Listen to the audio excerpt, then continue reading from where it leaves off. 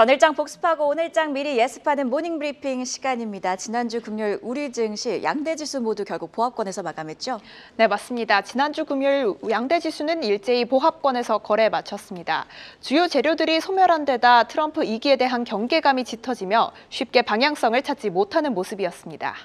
네, 돌아온 트럼프의 일본은행의 금리 인상 가능성, 여기에 주요 기업들의 실적까지 이번 주 한 주도 바빠 정말 체크해야 될 일정들이 많습니다. 하나씩 저희와 함께 준비해 보시죠. 모닝브리핑 지금 바로 출발합니다.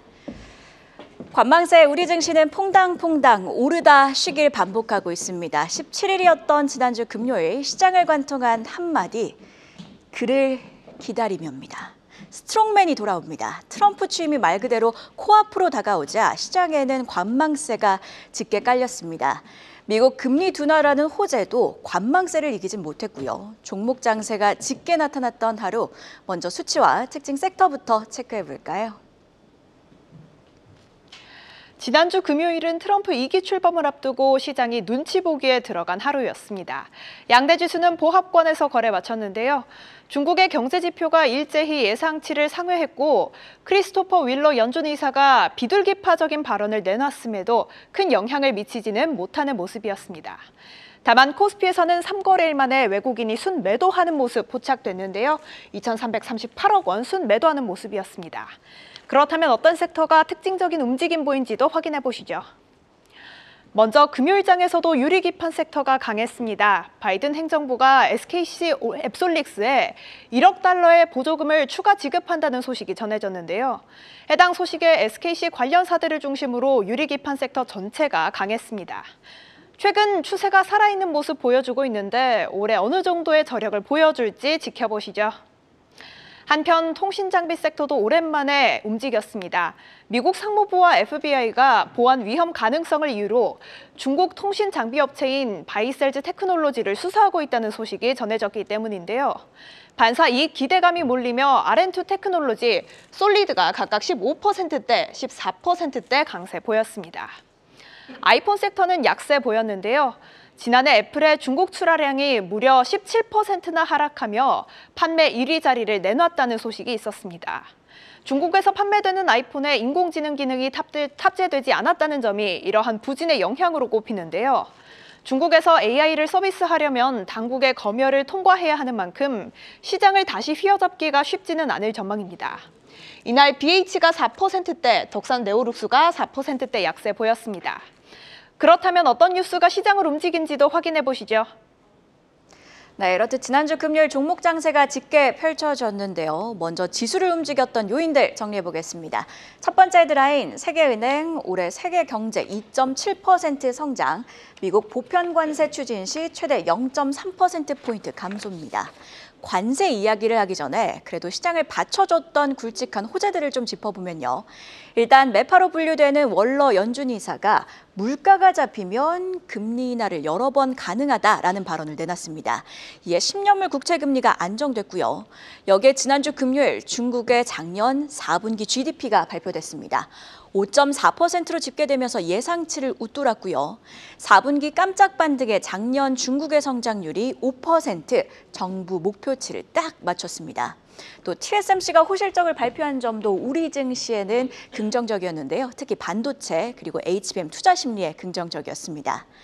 다만 이런 호재가 호재로 작용할 수 없었던 이유도 있었죠. 트럼프 경계감입니다. 다음 페이지 보시죠. 세계은행이 세계 경제 전망을 발표했는데요. 일단 올해 세계 경제 성장률은 작년 6월에 발표했던 2.7%를 유지했고요. 미국은 2.3%로 직전 전망 대비 올려잡았습니다. 이런 수치보다 더 주목을 받았던 건 관세. 미국이 10%의 보편 관세를 부과하고 상대국들이 보복에 나설 경우 세계 경제 성장률은 0.3%포인트나 감소할 것이라고 진단했습니다. 상대국들이 보복에 나서지 않아도 관세 자체는 성장률을 0.2%포인트 끌어내릴 것이라고도 했는데요.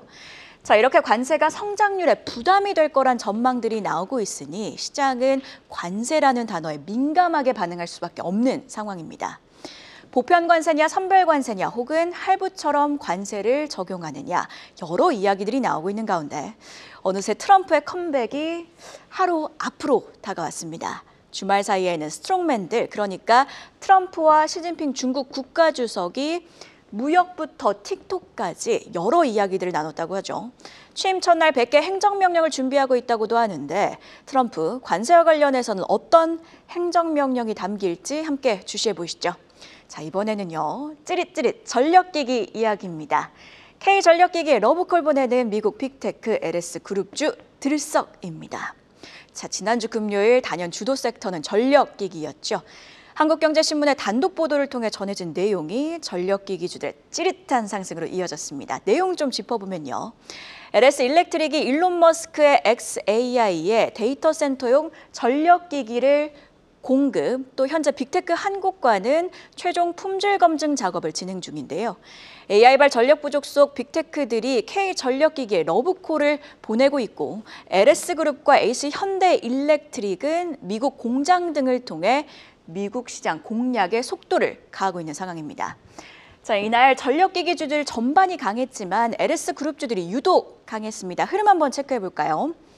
LS전선자 회사인 LS에코에너지는요. 4분기 영업이익이 대호조를 보일 거란 증권가 전망까지 더해지며 상한가 터치했고요. 전력 및 자동화 솔루션을 제공하고 있는 LS네트워크스도 마찬가지로 상한가 터치했습니다. 슈퍼커패시터를 만드는 LS 머티리얼즈는 19%대 강세를 보였고요. 특이하게도 전력기기와는 관련이 없지만 LS 계열사라는 이유로 LS증권도 6.9%나 올랐습니다. 자, 이런 흐름을 보면 드는 생각이 하나 있죠. 글로벌 전력 인프라 투자 움직임, 이제는 중장기 트렌드라는 건데요. 트럼프의 오른팔 일론 머스크 테슬라 CEO도 관련 발언을 내놨죠. 다음 페이지 체크해 보시죠. 최근 기후변화와 더불어 전력 부족 문제를 인류를 긴장시킬 새로운 위협으로 강조를 했습니다. AI와 전기차 폭증으로 전력과 변압기가 공급 부족에 시달릴 수도 있다고 했는데요. 전력 부족, 중장기 흐름이나 투자 관점에서는 두 가지 질문이 듭니다. 첫 번째는 관세죠. 다음 페이지 체크해 보시죠. 아무래도 수출 품목이다 보니 관세 타깃이 되지는 않을까 하는 건데요. 미래에셋증권은 관련해서 최소 3년간은 구조적인 공급 부족이 해소되긴 어렵다고 진단했습니다. 한국산 변압기에 대한 미국의 반덤핑 관세 부과는 지속될 것으로 보이지만 워낙 공급이 부족한 상황이라 트럼프 2기에도 과거의 높은 관세가 재현될 가능성은 낮다고 강조했습니다. 자, 두 번째 질문. 이미 주가가 고공행진했다는 건데요. LS 일렉트릭만 봐도 최근 한 달 동안 주가가 44%나 올랐으니까요. 자, 그러나 삼성증권 우려와는 달리 미국 업황은 여전히 개선 추세이고 다른 해외 선도업체들과의 주가를 비교해 봤을 때 해외 선도업체들은 높은 수준에서 유지가 되고 있다고 강조했습니다.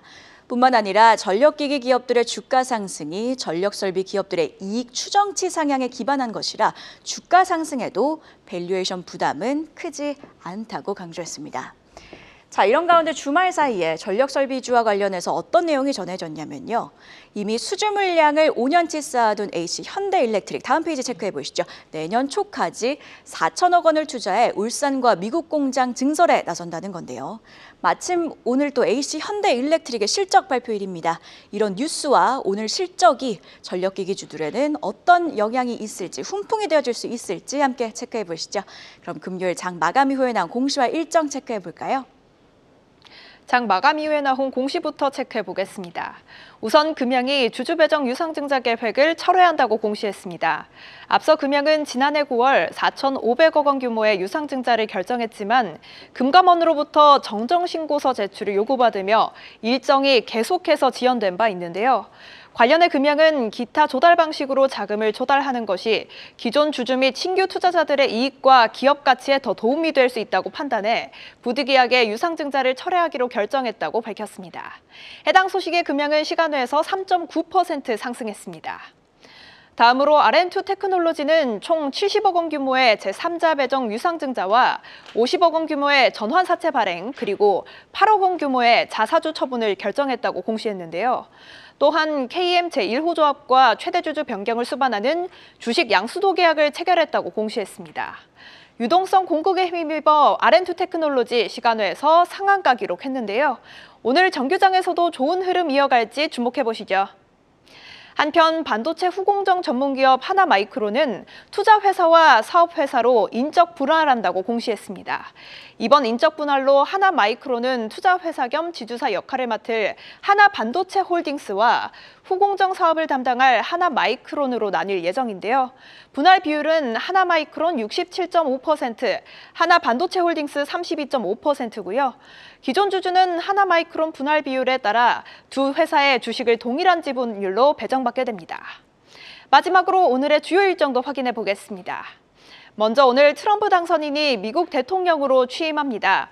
취임 이후 당장 서명될 행정명령은 무엇이 될지 이목이 쏠리고 있는데요.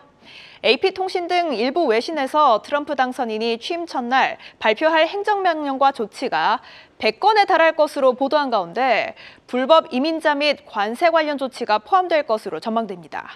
또 이번 취임식에는 정용진 신세계그룹 회장, 유진 풍산그룹 회장, 허영인 SPC그룹 회장, 우호현 SM그룹 회장 등이 참석할 예정인데요. 관련 그룹주들의 움직임도 주시해 보시죠. 다음으로 오늘부터 24일까지 스위스 다보스에서 세계 경제 포럼이 개최됩니다. 다보스 포럼이라고도 불리는 해당 행사에서는 매년 전 세계 정치 경제 리더들이 모여 글로벌 현안을 논의하는데요. 국내 정치인 중에서는 김동연 경기도지사가 참석할 예정입니다. 다보스 포럼은 매년 기후 변화에 대한 적극적인 대응을 논의해온 만큼 탄소 포집 섹터 등 친환경 관련주들이 움직일 수 있겠습니다. 마지막으로 오늘부터 이틀간 인공지능 소프트웨어 전문기업 PIE와 인공지능 기반 인슈어테크 기업 아이지넷이 공모청약에 들어갑니다. PIE의 공모가는 5,000원, 아이지넷의 공모가는 7,000원이고요. 주관사는 각각 삼성증권, 한국투자증권인 점 참고해보시죠. 지금까지 공시와 주요 일정 체크해봤습니다. 스트롱맨 트럼프가 돌아옵니다. 트럼프 2기 출범에 따른 기대감과 불안감이 공존한 상황. 이번 주 우리 증시는 트럼프 트레이드, 즉 종목 장세가 짙게 나타날 가능성이 있습니다.